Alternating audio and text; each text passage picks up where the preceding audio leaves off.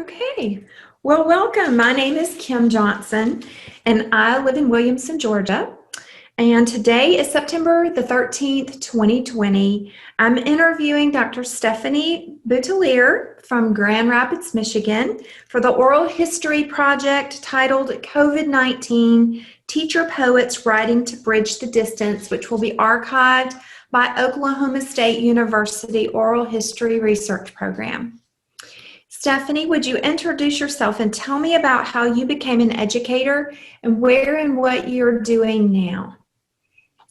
Hello, I'm Dr. Stefani Boutelier. I'm an associate professor of education at Aquinas College in Grand Rapids, Michigan, and I'm primarily a teacher educator now. My road to college, or my road to teaching, I think started back probably even in high school when I was teaching. I've been in a lot of jobs that relate to teaching or coaching. Although my undergrad and first master's were both related to communications and international relations. Once I was in an office working a traditional office job, I realized that I wanted to take a different path. And so I started teaching adult ESL classes in the evening and moved my way into teaching from there, realizing that that was my true passion. And so then I went and furthered my education to become certified in teaching in the state of California. And I primarily taught junior high English, reading, cultural literature, and AVID during my time in the classroom. But I've also had experience in elementary and high school. I then moved on to get my PhD in education because, like many teachers, I'm a lifelong learner, and that was the route I decided to go towards. And then once I finished my PhD, I then opted to stay at home for 5 years with my kids. A big push to that was moving across the country from California to Michigan. And one of the benefits of doing that was the feasibility of me being able to stay home with our kids during that time. So I stayed home with them and slowly started to get back into education by doing some online curriculum and teaching, and then adjuncting at the college level at a few local colleges. And now I'm in my third year as a full-time professor teaching teachers in service and both pre-service teachers. Okay, well, that's exciting. Very exciting. Okay, so going back to March 2020, how did you learn that teachers in your state would be quarantined? Can you remember the specific moment when you learned about that? So at the college level, a lot of the colleges were closing first. I'm not sure if you recall that or if those who will be watching this will consider that, but a lot of the colleges started to close first. And so my college, we were actually on spring break, and initially they decided to extend spring break for a week. That was mid-March. And then by Thursday of March 12th, which I do remember kind of almost that exact moment, I remember thinking, oh, my kids, they're in school. At that time, last year they were in 3rd and 5th grade. And we got a notice around midday on a Thursday saying today is the last day, and they were done. School they're not returning on the 13th and will be closed for, I believe at that point it was the 2 weeks, and then their spring break was going to lead into that. So it was approximately 3 weeks at that time. And that was for the entire state of Michigan. And so there was really no, we were all kind of wondering if something like that would happen, but it really was very abrupt, especially for a Thursday. I don't know. Especially for young kids. I thought at least go through Friday, but that's just maybe more my parenting perspective from that piece. Were you involved in shaping any of the policies at your school about distance learning? So at my college, I did immediately start helping. I'm a Google certified trainer, and our email platform or domain is run under Gmail. So I did immediately start to help students and faculty with some of the Google pieces. We have a specified instructional technologist who's in our that works for our campus. That's her role. She looked more at supporting the broad system and the LMS, which was part of Moodle. But I did help with some of the pieces initially to support teachers who wanted to go and use Google Classroom or other, like I said, Google Apps. And then in the summer, I led a large training session for faculty, staff, and students, again, related to Google, and providing as much resources and support as we could, not only for the immediacy of the summer, but with the anticipation that there would need to be an increased use of some of those support tools in the fall. What were some of your initial concerns with this new way of learning and the transition that you were encountering? My initial concern, and which is still my concern, is just the that unpreparedness. Right, we're all at a level of almost, survival sounds a little extreme, but in some ways it is, in terms of, especially from educators. Right, we're trying to make sense of everything and figure out how it's all working, and so just from that angle of who is getting supported and who is being left behind even further, I think is still one of my biggest concerns. And I think that isn't something that can be solved or even known for a long time. Yeah, that COVID slide, I think we're all looking for those gaps and those same concerns that you're mentioning. So the Oral History Project emerged from poetry teachers writing during the early days of social distancing. How did poetry and writing fit into your life while you were quarantined? During that time, I almost felt like it was like a poetic journaling experience. I did not participate every single day for different reasons, but during that time and any time I've joined in with the poetry, or Sarah's ethical ELA prompts, to me, it's always definitely felt almost like a meditative, mindful journaling experience. And sometimes I'll write and not post it, but I still get something from that, from a personal standpoint. I think that answers your question. I got sidetracked with my dog barking in the background. What kind of dog do you have? She's a little Chihuahua. Okay. She's 14 now, though. I think everyone's gone from my house, and now she's trying to find the last human in the house. She sounds cute. So, all right. So during that time, you wrote a poem. You wrote several poems during our month of April, but one of them that you wanted to reference today was Crier. Do you want to go ahead and read that one for us? Yes, you can. Okay, so we're back, and if you want to go ahead and read Crier for us. Crier. I was never a crier, but my heart keeps breaking. Quarantined from truth, the marginalized, the oppressed, opportunity spectrum, the gap is widening. I will not cry. Kids whose safety was in the four walls of our classrooms, food, insecurities, health, instabilities, don't cry. Trolls, hatred, bipartisanism, petty, disbelief. I cannot believe it. Unemployment, stimulus, terminally ill, last goodbyes via FaceTime. Hold it in. Try not to take it personal. The constant hate, disregard for humanity, disempathy, distant from reality. I cry.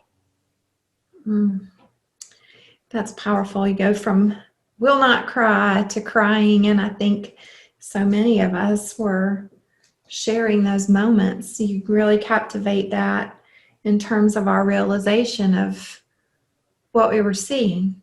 That's beautiful. Thank you. So COVID-19 impacted states and schools in different ways. How did your state or school respond?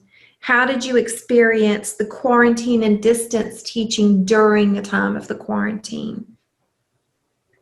I think just in general, I know, I can't remember if this was, well, anyways, but my first lens is as a parent, especially once my kids were at home. My husband also had to start, actually he wasn't working, he was on unemployment for a while from home, but just thinking of all of us being together, and it was such a unique, all of us, right? It was one of those pieces where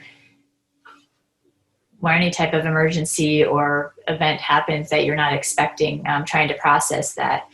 So from an educational perspective, kind of figuring out where my kids were first was my priority. But I also, from an educator perspective, had the realization that, they're young, and I know that they're definitely much more malleable than some age groups. So once we kind of move past that and our expectations or process of what that would look like,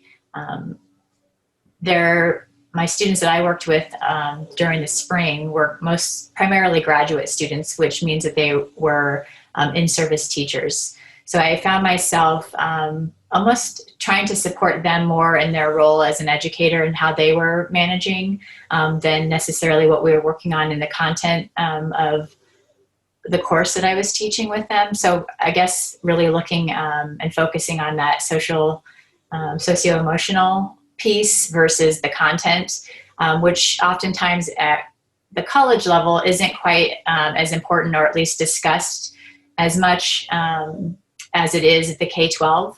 Not to say that it's not important, but I felt that was a big piece of what the spring looked like. And I'm kind of getting sidetracked on remembering what the exact question was, but how that morphed for us, at least for my students and I, is that we created these virtual work labs, and that created a sense of community as well. And, during that isolation piece that a lot of us just were not used to at all, having that connection and having the flexibility of time, which in the past we don't, and I'm noticing it's already kind of ending now in the fall, but kind of having the flexibility of time of the work labs that I hosted or that we used were at different times of the day. So Saturday mornings was a big one that was popular. A Wednesday midday that normally the teachers wouldn't have been able to, or my students wouldn't have been able to join in because their schedules were a little bit more flexible. So those pieces, which I want to say I try to take advantage, but that always sounds negative. I try to, I guess, feed off of the needs of my students and make it work. And a lot of those students who participated in the work lab who were finishing their thesis were able to complete what they needed. Of course, they had already collected data and they were at the end piece, but the majority of them were able to finish by summertime, which was the goal, right? I mean, they were able to keep going. They had extra time. Some of them took full advantage of that. I don't know. I think I'm getting a little sidetracked. Okay. It's good because it's really, I mean, we're just having this conversation about COVID, and, you speak of the flexibility that didn't exist there before. How did that impact your writing during this time? I think that flexibility in terms of writing, like just having more time to write, was a big piece. Having new topics, as I mentioned earlier, that journaling piece, some of the pieces that I wrote really were cathartic, right? Like I was able to release some of my thoughts, even reading others during Verse Love, and seeing how we were all kind of in similar places, but interpreting it in so many different ways, which is natural life anyhow, was just really, I don't know, I guess authentic in a way that wouldn't have been maybe available, or maybe I wouldn't have paid as much attention if it was the April in 2019, for example. I did find myself going beyond, I actually took, at the beginning of COVID, when I was emailing with my graduate students, they all responded with where they were kind of at. And I ended up taking that and turning that into a found poem, and actually did not share that with them, although I was thinking maybe I should, just to kind of show my process. But I was pulling out some of the themes and the ideas that they were really sharing in their email responses to the whole group. Very, very kind of raw, and a lot of them were just heartbroken that they didn't get to say goodbye to their students physically, right? And those pieces that really were the opposing forces of being stuck and isolated, that human contact that we all yearn for, even if we don't want to acknowledge that. Yeah. Okay. Well, during this time of quarantine, you wrote a piece called Addicted Recovered. Would you read that for us? Addicted Recovered. Smoking and polluting lungs, chewing gum and popping bubbles, hustling ganja on the corner, dancing through grass at a concert, sniffing snuff, stardust mind, smelling snapdragons on a walk, eyes glued to the dark web, writing poetry for self or the masses, sipping each hour to gain freedom, sit-ups, push-ups, moving to gain muscle, pills deadening the pain, meetings, meditating to awaken, posting positives to public media, learning, connecting through virality, ignoring signs and hiding feelings, talking through the emotional labor, chomping, vomiting, overconsumed, moderating motions through balance, judging self through actions, shaming self through guilt, coping to ignore realities, coping to understand possibilities. Love how you took the two sides and put those kind of just on different sides of a wall. That was very powerful. Addicted, recovered, and I'm thinking about so many aspects of that in my own life, especially eyes glued to the dark web and writing poetry for self for the masses. It might be one of my favorite lines in there, just, the whole idea of, like you mentioned before, that heightened sense of awareness, what's going on around you, having that time. That was beautiful. Thank you. So moving from during the quarantine into reflecting on the close of the school year, as during the quarantine, some states remained in quarantine through the end of the school year. How did your college or school year end during 2020? How did your school end? And colleges end earlier than K-12, so we were done in May. Commencement was completely canceled. I think they ended up doing a short virtual happy hour to celebrate for those who wanted to participate. However, I went straight into teaching summer school, and I actually ended up teaching more than I normally would in the summer because we had a high interest in a lot of online classes, which I think part of that was, at least my just general theory, is that by May, people wanted to get things moving, right? And they also were kind of used to some online pieces. And so a lot of the, at least for our small liberal arts college, a lot of the courses were very full compared to what they would normally be in the summer. So that went for me through July. So I didn't really feel like I had a break, which was good and bad. I mean, good for me that I was kind of sidetracked, but bad that it wasn't really summer and I still had kids home and all those pieces. But my kids, their school ended, I think, the first week of June, and that, I don't know. At this point, I kind of feel like it was a 4-month summer for them anyhow. I've used the phrase sprummer. I feel like my spring and my summer kind of melded together, and it's hard to believe that we're sitting here at the beginning of fall, because in some ways it feels like we've had the longest break ever, and in other ways it feels like we haven't had one at all. Right. Which is kind of the irony of 2020. It is very strange because it felt like summer flew by, but we weren't very busy compared to what we normally are. Yeah. Just in different ways, I guess. Yep. So did you have any aha moments about yourself as a parent, as a teacher, as a writer? I guess as a parent, one of the aha moments, I don't know if it was aha, I think I already knew this, but was that I'm not a huge fan of teaching my own kids. That was one of my own, or at least and it's hard to know. I've been trying to reflect on this because obviously I want to guide my children to become their own independent learners, but I think it's more of the setting. I think some people want to call it homeschooling, but it's not really homeschooling when you're being told what to do, or whatever other issues. Like if I could maybe design everything. My kids are in a Spanish immersion, so at some point I completely lost what they were even talking about in some of their spring activities that they were in charge of. So from a parent perspective, that as an educator, that piece of, okay, like letting my kids go off on their own and learn on their own, and not taking, I guess, kind of a micromanaging parenting lens. That was, I guess, one of the big moments for me. As a writer, I think, I don't know, I feel like I maybe have become a little bit more vulnerable with sharing my work.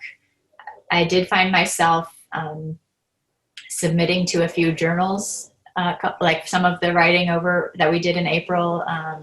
And one of them, the one that I'm going to read in a little bit with my daughter, was published in Fine Lines Journal. And even finding out about that journal was from another participant in the program who had been published in that journal. So just little things like that I found myself doing that I probably wouldn't have done in the past. So I guess from a growth perspective, that was a positive for me. And then as an educator, I think just taking a step back, and my style of teaching is just kind of throw a lot of information at people and then process it.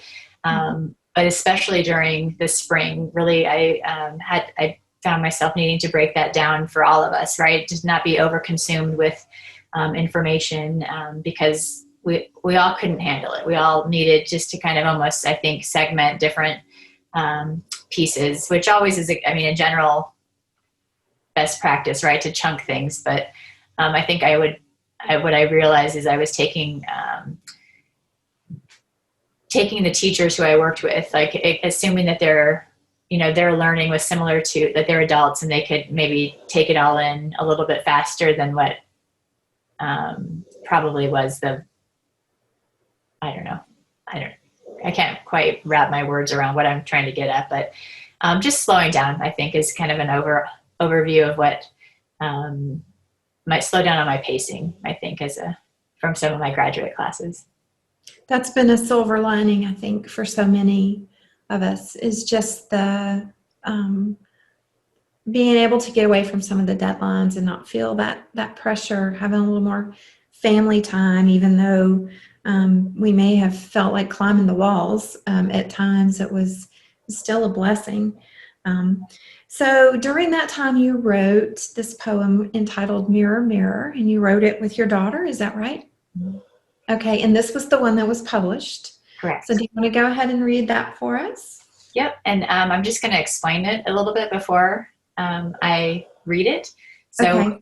The prompt that day was a golden shovel poem, which is a form of an acrostic, or similar to an acrostic poem where you take a line from somebody else's work. And I don't remember exactly how it came up. I think I was reading the prompt with my daughter that morning, and she maybe was sitting on my lap snuggling as she woke up. And I asked her if she wanted to join me in writing today. And I explained to her the process. And so she went and picked up Shel Silverstein's Light in the Attic. And so we worked off of that, creating a poem. We found a line that we liked in his Backward Bill poem, I believe. And so I'm going to read the poem, but half of it we inverted to make it look like it was reflective off of the mirror. I printed that, so I'm just going to hold it up so that it can be seen how you did that inversion there. Okay. I think people who are looking at that can see it. So yeah, that's a good way to kind of explain that it was written sort of backwards as if you were holding it to a mirror. So, all right. Okay. Mirror, Mirror by London and Stefani Boutelier. Each mirror holds limitless possibilities.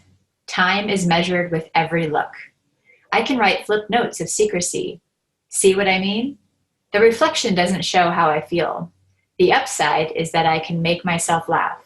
The downside is that it can be deceiving. Man, I love dancing with my reflection.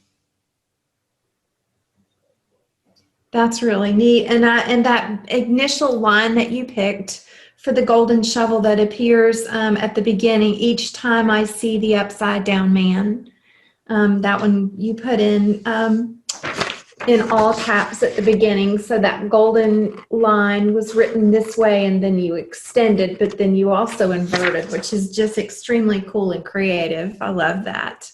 And I know she's proud. How old is London? She's 9.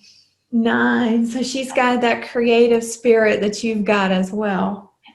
That's really a neat way to spend some time with your daughter. Okay, so let's move on to the next section. This is the future of teaching. Okay, so describe the current state of COVID-19 in your state and local schools. So a big piece in our state is the separation of the east side versus the west side.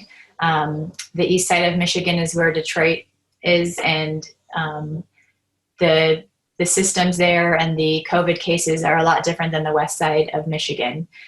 So even moving here 10 years ago, people mentioned how it was 2 separate states, which I don't think is necessarily unique to Michigan. California was very similar in the sense of people thinking that the North and the South were different. But it's hard to speak for the whole state, and it's hard to understand how people can, at least from my perspective, why they get so frustrated and forget that different policies represent the entire state and not just our small area. And so currently the state has, it's kind of a variety of what's happening in terms of the back to school process. For example, my kids have started off in a hybrid setting. Some school districts are doing a full 9-week virtual as they start back. Others started back face-to-face. So each public school district had a little bit of choice, and I think that was guided by their county as well, for now. But I think, sorry, and then my college, we've been attempting to start back. We're in week 4, or it will be week 4 this coming week. And a lot of classes are on campus, primarily because I think that a lot of the freshmen had said that's what they wanted, and they weren't going to start college if they couldn't be on campus. So I think that's a separate driving force going on there with the budget. But it seems to be working well because we are a small college. All the classrooms are set up with spacing. Everyone has to wear a mask in any classroom and while teaching. We also have high flex situations going on where if a student is quarantined, then they will be Zooming in simultaneously. And then there's asynchronous. There's kind of a lot, like every possible option that you can imagine is going on at our college, because some faculty also have required or need to teach all virtual because of health reasons or whatever their reason is. So yeah, there's not really, I think a big piece that I see is just taking everything one day at a time at all levels of education, because things keep changing, and as we've learned, we can see how quickly they can change. I do hope, though, a big piece with the future of education is really the systematic issues that have been there a long time that have become more apparent once we've kind of plateaued with realizing what's going on, or at least dealing with COVID, that some of those the equity pieces can be addressed further, especially in the education realm, but I mean in health and basically in our entire society. But at an educational level, just looking at the need for different, universal design for learning, for example, UDL, differentiation, equity and access, all of those pieces there, we were able to adapt to some of that. And in the past, we didn't have a push to do that. And so I hope going forward that will really change our education system, to acknowledge that everyone who is 9 years old should not be sitting in a classroom, learning, in their desk in the old factory model that continues to perpetuate our education system. And again, that's going to take a huge shift in a lot of our thinking, right? And not just ours, but the entire country. But I do hope that that this brings that awareness to light for people that had never considered that before, especially all of us who are privileged and take a lot of those pieces for advantage, or not even acknowledging or knowing what the issues are. I don't know. I think I went on a little different. I kind of filtered over to something else from your initial question, I think, but I'm okay, because that was actually I was leading into that. How did you what needed to change, and how would you want COVID to be remembered? And I think if anything, we've learned some lessons about ourselves as teachers, our students as people. And I think that's a great way to look at that change that needs to happen, and think about this as that pivotal time where we have the opportunity to, shake some long-standing issues across our nation. And so what's next? I'm sorry, go ahead. I was just going to say, and just knowing that it is possible to do some of that some of those pieces that, had to happen I agree completely. So what's next for you as an educator, and what do you want to know or understand better? So I'm always, as I mentioned earlier, a lifelong learner, always looking to learn and expand my own knowledge base to then pass on to my students, and of course my kids, right? That's but that's always a big piece. I think one area that I have been interested in learning about and studying and will continue is the technology and equity piece, and how those two play together for all levels of education, and constantly questioning why internet is not free for everyone in our country. But that goes beyond even an educator realm, to a more social justice piece. But I think never stop learning, and that's very cliche, but it's for all of us. I think it's so important, and understanding where technology can take us in the future to benefit and become. I don't know. I kind of lost my thought there, but that's okay. So I like how you're referencing the technology and equity piece. Just as a personal, insight here, thinking about my community, I'm in a small rural town in Georgia where 50% of our students don't have access to internet. What's your situation there in Michigan? Do people have access to it, or is it widespread? Does everybody pretty much have it, or is it hard to get? I would say the bigger issue, there's definitely areas that don't, the bandwidth isn't quite as, consistent. They were being very creative. I saw plenty of school districts across the country that were being creative, driving a bus that had internet access, putting up, the Verizon or different tech companies were putting up new towers, right, to give them access. Then obviously you still have the piece of the device, right, and the device working. But internet is a big piece to all this, that we're, at home learning, you do need to have internet access. And as long as the school districts can provide devices, at least initially, I think that's one step. But being creative, I was thinking, even when you were mentioning how, or maybe it was I was mentioning, but just that increase going forward, this is maybe something where now more people have access to free internet versus having to pay and, using it on their whatever device they have, but only being able to use it based off of, a certain amount of minutes that they purchased.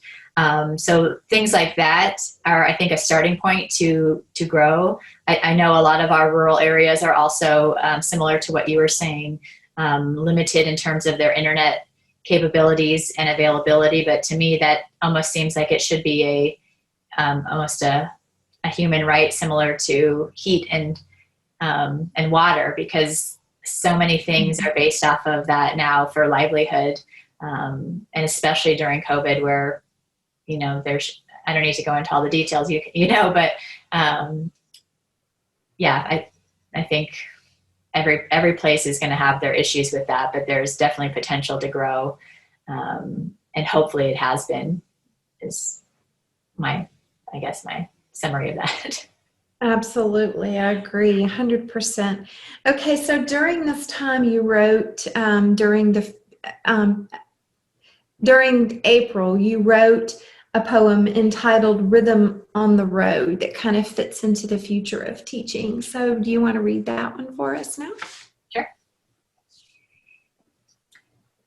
Rhythm on the road. Ready, set, run. Earbuds. Forte in my ear. Legs in adagio. Ain't nothing but a gangster party. Beat shuffle my arms forward. Shoulders pop with caprice to a bitty-bitty zoom or waka. Andante sways my core into cadence. Won't back down. Humidity pulling my hydration out. Harder, better, faster, stronger. The rhythm near my drums builds a tempo in my stride. Blinding lights on the other side. An ensemble of emotions and goals. Sweat with every roll of the heel. The longer I pace with the lyrics, the deeper my thoughts pitch away from the mad, mad world. Escapism through a runner's high. Even when my feet feel like titanium, I run the world. Those are powerful words for the future. It's got forward momentum. It's got rhythm. It's got the feel of success, even during times maybe when it seems hopeless. We still have the sense of hope there. So is that sort of what you were thinking when you were writing this, or did it just kind of fit into sort of subliminally in the mind into the future of teaching?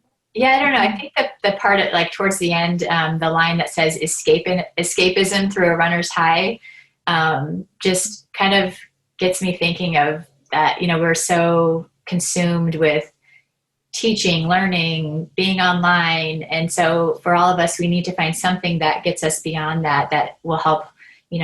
For me, sometimes running gets me there outside of not thinking about my daily needs or worries. And I think that mental health piece, that for me, that kind of connects to the mental health piece of, again, only because the word is right there on my screen, but escapism, right? Of just having a short time every day to escape, whether that is running, yoga, vegging out on the TV, whatever that might be for each of us. That is so important for all of us to stay healthy and be able to kind of move forward and benefit from or improve our current status. So thinking about that future of teaching and some of the things you've mentioned, given your experiences, what are a few of the most important issues that you think are facing teachers now? Well, from a teacher educator perspective, just the general retention rate of teachers is a huge piece. That was an issue before COVID, and I think that has been increased because of COVID. So I think that is a huge issue that needs to be addressed. And it kind of along those lines is looking for diverse teachers as well, to make sure that students have representation during their educational experience, especially K-12 settings. So I think those two are the big ones, again, from a teacher-educator perspective. I also think in general the socio-emotional piece is also another important element that needs to be constantly addressed and learned and practiced and identified in all of our classes. Those are great issues. All of those are great issues to be thinking about in terms of the future. Um, and so we've been talking now for a while, and I really want to respect your time. Is there anything else you'd like to say that I didn't ask about, or just mention maybe a question that I didn't ask, or an insight that you had along the way? I think the only thing, I thought maybe it would come up in our conversation, but not like by you prompting, but just by example. But I was able to host one of the April First Love sessions, and I really enjoyed doing that and seeing where everyone was from. The piece that I connected to looked at our location as well and where we were from. And so going back to that connecting and community and seeing that there were people all over the United States, and I believe also 3 other countries, if my memory serves me, and just kind of knowing that people from all over, from different areas were, even though all of us were tied together through education and through verse love, we were all coming from different places and doing the same thing on that same day. And again, that was just those pieces, and really thinking about that beyond looking at a screen and knowing that there's people all over the world doing this was a great,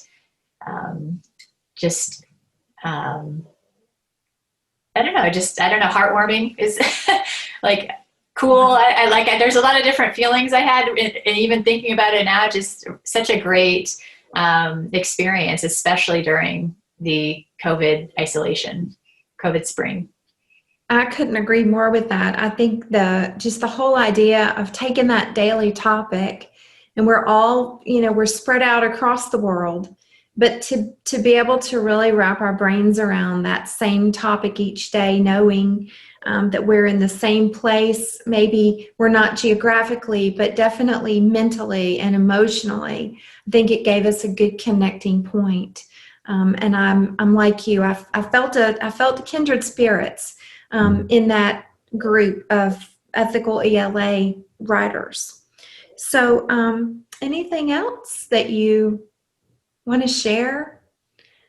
Okay, well, thank you so much for your time. It's really been a pleasure to talk and just to preserve these moments, which will become primary source documents. I think about your words and your insights, and how we're educators and we've shared many of the same thoughts, but very different thoughts as well throughout these interviews. And I just think it's a privilege to be part of a project like this, that maybe 50, 100 years from now, people are going to be looking back and thinking about where educators were during this pandemic. And so thank you for being a part of that. Yeah, thank you And for I inviting me appreciate for your your time part. today. Thanks Thank so you. much. Bye.